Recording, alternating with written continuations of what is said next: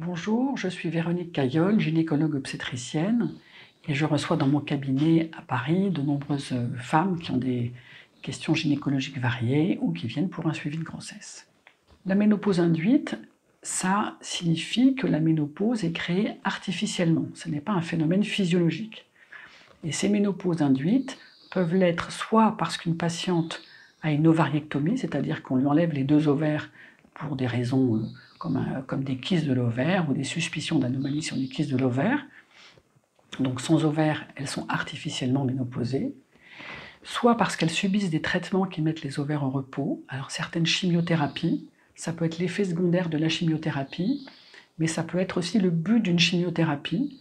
Quand on veut que les ovaires arrêtent de sécréter des hormones qui auraient un effet délétère sur leur cancer, par exemple dans certains cancers du sein, on donne aux patientes un traitement qui les met en ménopause et l'activité ovarienne reprend à l'arrêt du traitement.